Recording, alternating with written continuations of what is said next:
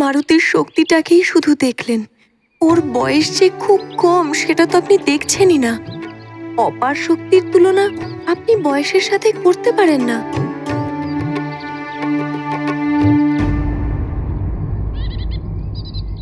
আমি আপনাকে দেখাচ্ছি।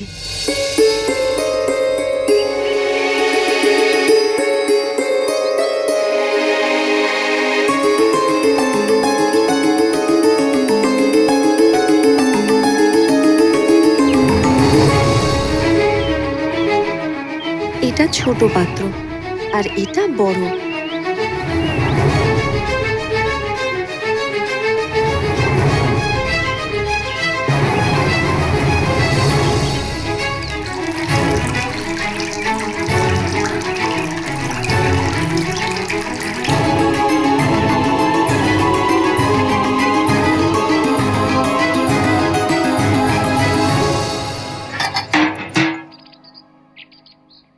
দেখুন দেব, ছোট পাত্রের তো সেই জায়গাটাই নেই যে বড় পাত্রের জল তার মধ্যে ধরবে। এইরকমই এত কম বয়সে অবোধ মারুতিকে এত শক্তি প্রদান করবেন না। দেব, অসময়ে প্রাপ্ত হওয়া শক্তি মারুতির ক্ষতি করতে পারে।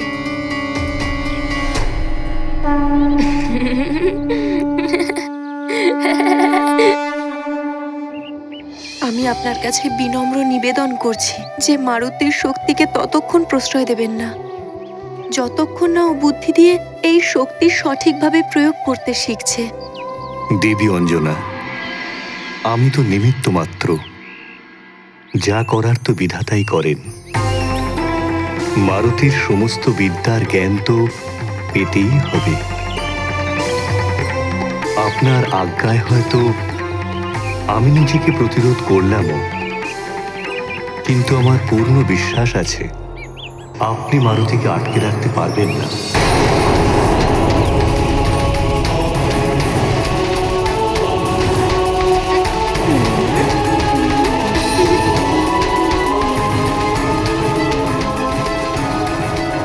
কল্যাণ হোক।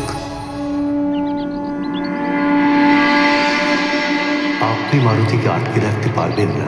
আপনি মারুতিকে আটকে রাখতে পারবেন না।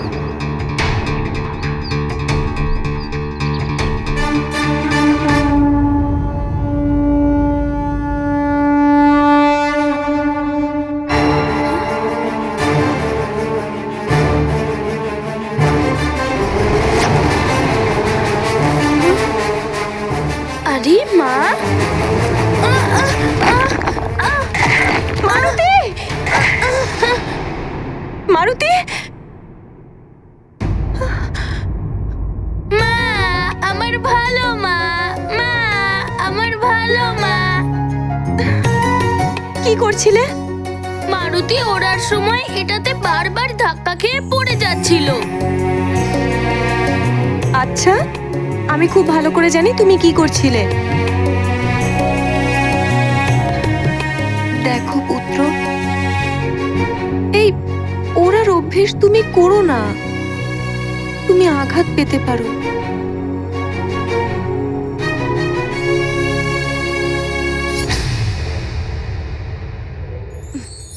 আচ্ছা, জানো তো মা মারুতির সাথে অনেক ভালো ভালো কথা বলতে চায়।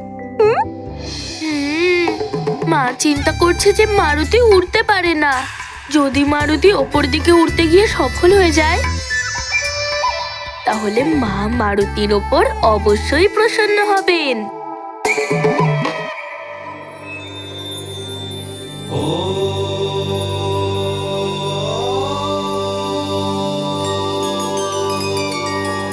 হে দেবেশ্বর, অঞ্জনা তো জানতো যে মারুতি এক বিশেষ বালক। ওর তো মারুতির অদ্ভুত শক্তি আর ক্ষমতারও জ্ঞান আছে। তারপরেও চিন্তা করছে যেন মারুতি কোনো সাধারণ বালক। হে করুণাময়ী দেবী, মায়ের ভালোবাসার কোনো তুলনা হয় না। মাতার মাতৃত্ব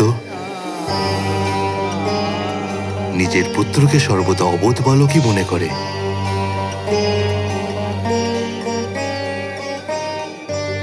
তার পুত্র যতই মহান আর শক্তিশালী হোক, তার মন নিজের পুত্রের মধ্যে কখনো দেবরূপকে স্বীকার করতে পারে না। না কখনো মাতাদের প্রতিবন্ধকতা থামবে, আর না কখনো পুত্রদের চঞ্চলতা। এই লীলা তো সৃষ্টির আদিকাল থেকে হয়ে আসছে, আর চিরকাল হবে।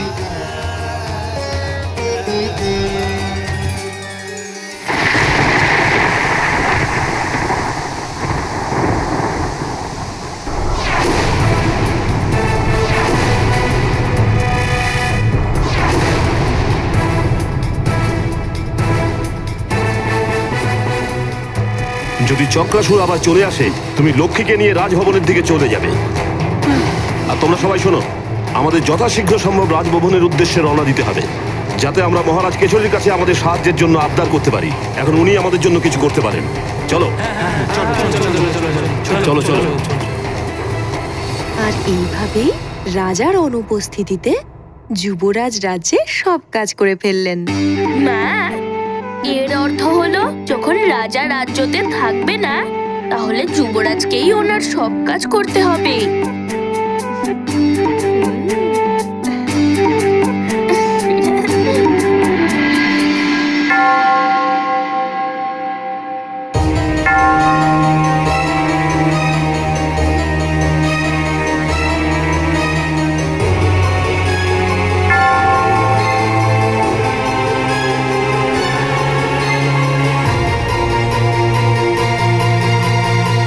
মা, এই ঘন্টার আওয়াজ?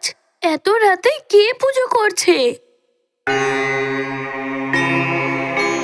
এটা মন্দিরের ঘন্টার আওয়াজ নয়, দরবারের বাইরে লাগানো ঘন্টার আওয়াজ।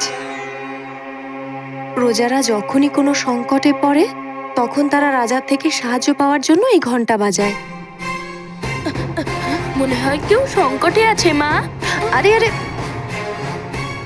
তোমার এখন ওঠার কোনো প্রয়োজন নেই, তুমি শো, আমি দেখছি। আমি বললাম না, আমি দেখছি। নাও শুয়ে পড়ো।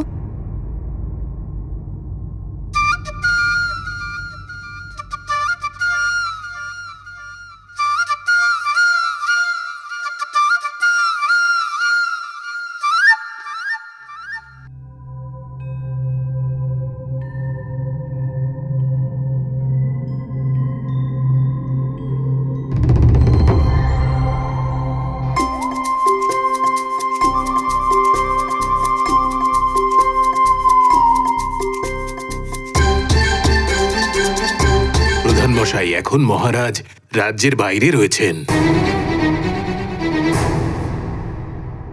প্রণাম মহারানী।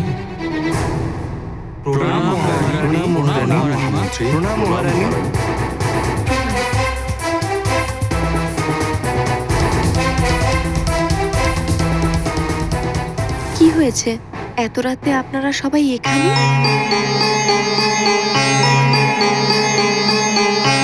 আপনাদের সবাইকে খুব ভীত দেখাচ্ছে। কোনো বিপদ হয়েছে নাকি? মহারানী, আমরা সবাই মৃদঙ্গপুরের অধিবাসী। আমাদের গ্রামে এক ভয়ানক অসুর, চক্রাসুর চলে এসেছে।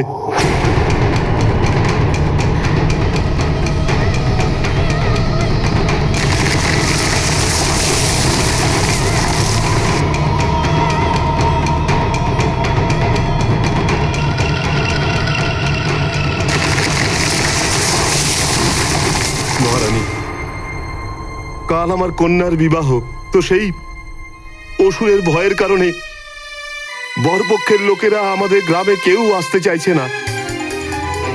এখন আমার কিভাবে হবে কন্যার বিবাহ? একমাত্র মহারাজই আমাদের এই বিপদ থেকে রক্ষা করতে পারেন, সাহায্য করতে পারেন।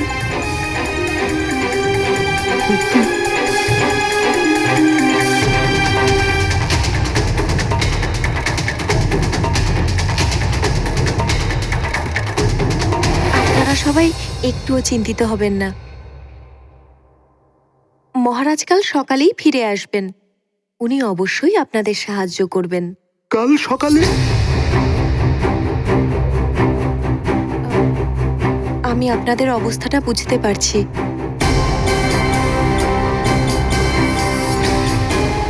মন্ত্রীমশাই, আগে রানীমা। আপনি এক্ষুনি যান ওনাদের সাহায্যের জন্য। যত সৈন্য প্রয়োজন আপনি নিয়ে যান।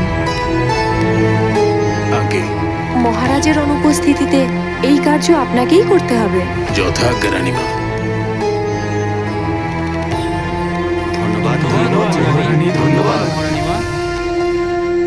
কিন্তু রানীমা, প্রজাদের সঙ্গে সঙ্গে আপনাকে আর যুবরাজকে রক্ষা করার দায়িত্ব রয়েছে আমার উপর।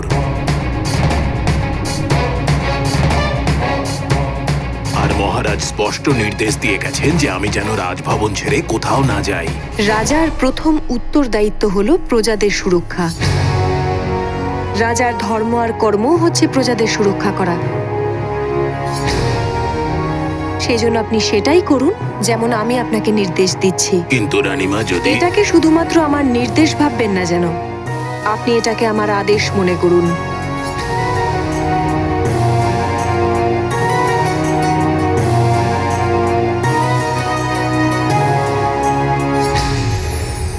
আপনি যা বলছেন তাই হবে রানীমা। ধন্যবাদ ধন্যবাদ মহারাজ। আপনাদের সবার নিরাশ হওয়ার কোনো প্রয়োজন নেই। আমি সৈন্য পাঠাচ্ছি আপনাদের সুরক্ষার জন্য। আপনারা সবাই নিশ্চিন্তে থাকুন। যথাজ্ঞা মহারাজ।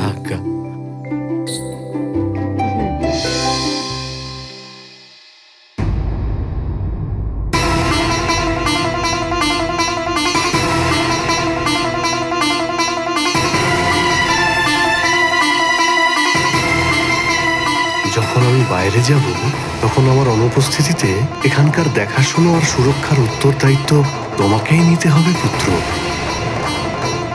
সেবক আর সংরক্ষক তুমিই তো হবে। রাজার অনুপস্থিতিতে যুবরাজ রাজ্যের সব কার্য সম্পন্ন করল।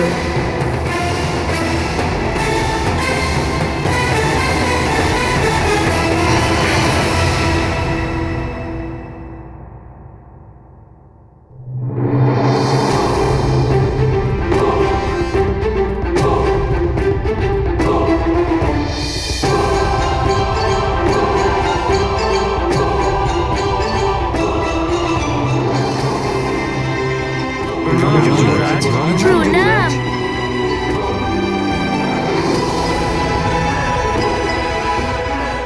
আপনারা কেউ চিন্তা করবেন না, পিতা এই রাজ্যে নেই। তাতে কি হয়েছে, মারুতি যাবে আপনাদের সবার সাথে।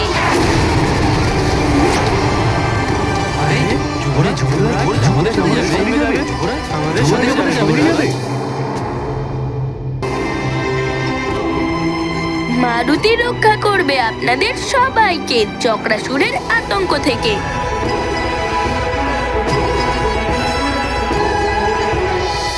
আমি যুবরাজ সুমেরু রাজ্যের। আমাদের কর্তব্য প্রজাদের রক্ষা করা।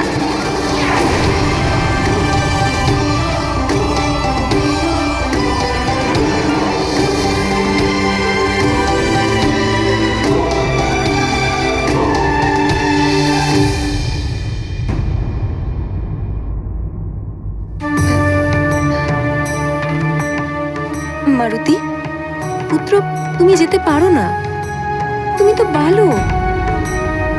যুবরাজের দায়িত্ব পালন করার বয়স তোমার এখনো হয়নি মারুতি। হ্যাঁ যুবরাজ, মহারানী ঠিকই বলেছেন। মহামন্ত্রী আর সৈন্যরা আছেন তো চক্রাসুরের মুখোমুখি হওয়ার জন্য। কিন্তু আপনি চিন্তা করবেন না, আমরা আছি তো।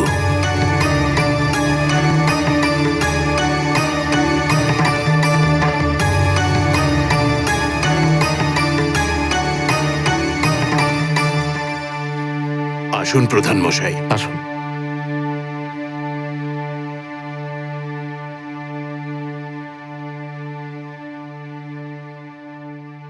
মা, যেতে দাও না মা। প্রজাদের আমাকে খুব প্রয়োজন। মারুতি তুমি যাবে না। মা, তুমি চিন্তা করছো কেন? আমি পরীক্ষাসুরকেও হারিয়ে দিয়েছিলাম। আর আর আর আর কি? আর পিতাও তো আমাকে বলেছিলেন যে ওনার অনুপস্থিতিতে পুরো রাজ্যর দেখাশোনা আর সুরক্ষার দায়িত্ব মারুতিরই হবে। আমি সামলে নেব সবকিছু মা, তুমি শুধু জেদ করা বন্ধ করো। চলো নিজের কক্ষে গিয়ে শুয়ে পড়ো। চলো চলো।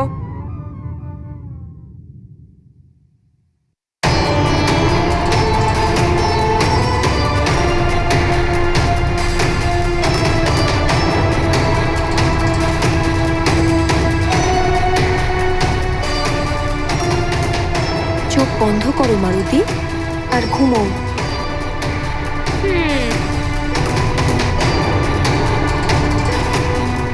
ভগবান শিবের অনেক আশীর্বাদ আছে আমাদের উপর। আমার সম্পূর্ণ বিশ্বাস আছে ভোলানাথের ওপর। উনি আমাদের প্রজাদের রক্ষা অবশ্যই করবেন। নেত্র বন্ধ করো মারুতি, ঘুমো। আর মনে থাকে যেন কাল প্রাতঃকালে তোমাকে যেন এখানেই দেখতে পাই।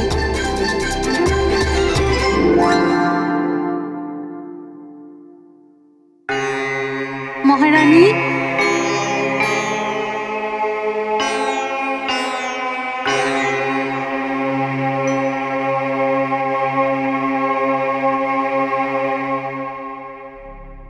এখনো পর্যন্ত আপনি কিচ্ছু খাননি।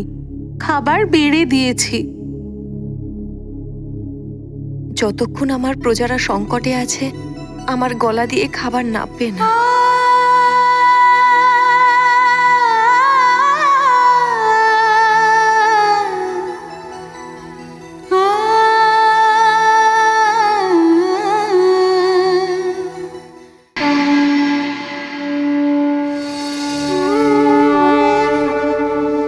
হে ভোলানাথ, হে শিব শঙ্কর, আপনার ভক্তরা যখনই কোনো বিপদে পড়েছে আপনি সর্বদা তাদের রক্ষা করেছেন প্রভু।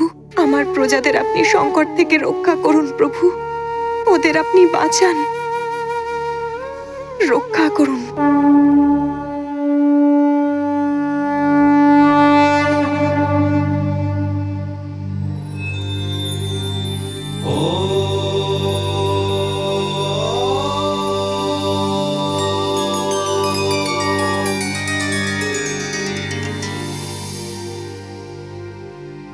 হে ভোলানাথ, দেবী অঞ্জনা তো মারুতিকে চরম সংশয়ের মুখে দাঁড় করিয়েছেন। হে জগৎ জননী, আপনি তো জানেন মমতার আঁচল তো সুখের ছায়া সন্তানের জন্য, কিন্তু কখনো কখনো এই আঁচল বন্ধনও হয়ে যায়।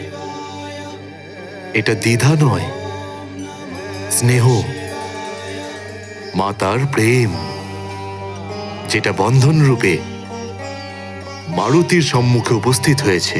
কিন্তু মহেশ্বর, মারুতি এই বন্ধন থেকে বের হবে কি করে?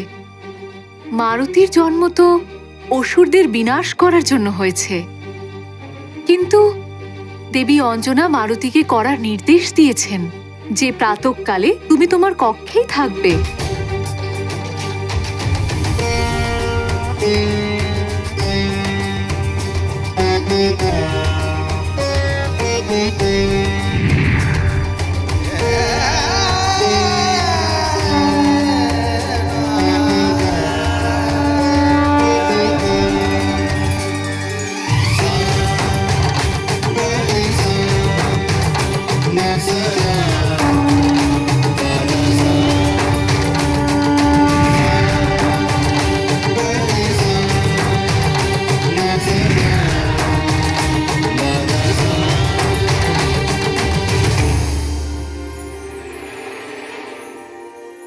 তখন আমার অনুপস্থিতিতে এখানকার দেখাশোনা আর সুরক্ষার উত্তরদায়িত্ব তোমাকেই নিতে হবে পুত্র। এখন আমার কিভাবে হবে কন্যার বিবাহ? একমাত্র মহারাজই আমাদের এই বিপদ থেকে রক্ষা করতে পারে। গ্রামবাসীদের উপর সংকট, চক্রাসুর, মারুতি আসছে।